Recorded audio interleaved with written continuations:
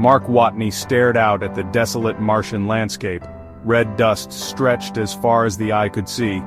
A harsh sun beat down on the habitat dome. He was alone, stranded.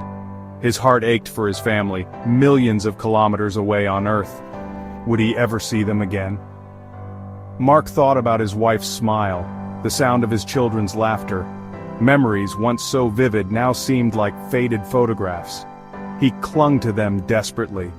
They were his lifeline to sanity in this desolate world. Each night he closed his eyes and whispered their names to the stars.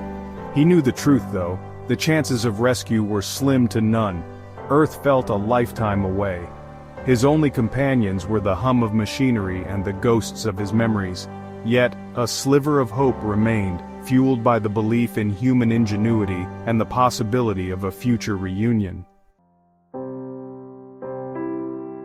Days on Mars were measured in sols, slightly longer than Earth days. The silence was deafening. He missed the sounds of Earth, the wind rustling through trees, the laughter of children playing. Here, there was only the hum of the life support systems and the echo of his own footsteps. To combat the loneliness, Mark talked to himself, to the plants he was cultivating, even to the rover. He would recount stories of his family, his voice cracking with a mixture of laughter and tears, anything to fill the void. He clung to the hope that somehow his words would be carried across the vastness of space, whispers of love reaching his family on distant Earth.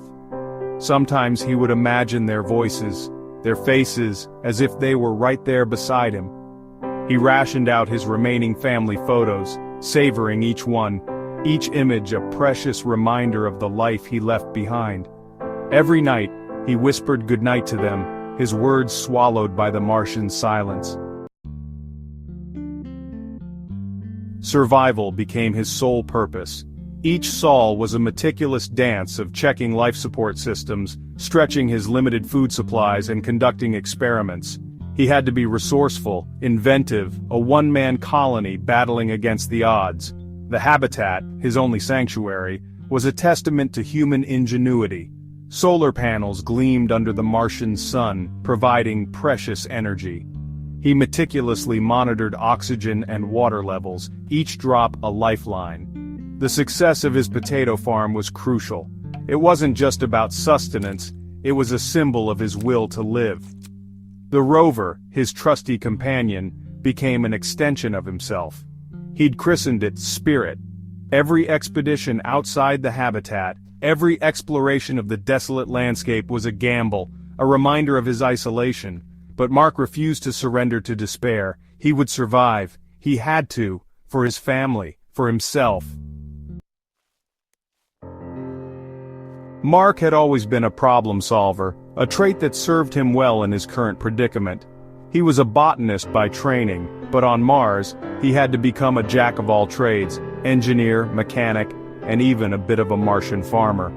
He meticulously documented his experiences, his successes and failures, in the hope that one day, his knowledge might help future explorers. Every experiment with Martian soil, every attempt to stretch his limited resources, was a step towards understanding this alien world. He found solace in the scientific method, in the logic and precision of it all. It gave him a sense of purpose, a reason to keep going. He was a scientist on a mission, not a castaway waiting for a miracle. And every kernel of data he collected, every problem he solved, brought him a step closer to home, in a way. Despite the dire circumstances, Mark refused to let go of his sense of humor. He kept a log, not just of scientific data, but also of his thoughts, his fears, and his often sarcastic observations about life on Mars. Martian weather report, he'd announced to no one in particular. Sunny with a high chance of red dust, low chance of breathable atmosphere. Pack your spacesuit and a sense of humor. His laughter echoed in the empty habitat, a testament to the resilience of the human spirit. He celebrated small victories, a successful potato harvest, a clever engineering solution, even finding a forgotten stash of disco music. He would dance in his makeshift Martian disco, a lone figure under the watchful gaze of the red planet. These moments of levity, however fleeting, were his armor against despair. But the nights were the hardest. When the silence pressed in and the stars mocked him with their distance, the ghosts of his past returned. He dreamt of family dinners, of bedtime stories, of the feeling of his wife's hand in his. He'd wake up with a jolt, his heart pounding, the cold reality of his situation crashing down on him. He missed birthdays, anniversaries, everyday moments that he had once taken for granted. The pain of his isolation was a constant ache. He clung to the hope that his family could feel his presence, could sense his love across the void. He poured his heart out in his logs, hoping that one day they would serve as a testament to his love, his resilience, and his unwavering hope of seeing them again. Months turned into years. The hope of rescue dwindled, replaced by a quiet acceptance of his fate. Still, Mark persevered. He expanded his habitat, refined his farming techniques, and even managed to rig up a rudimentary communication system.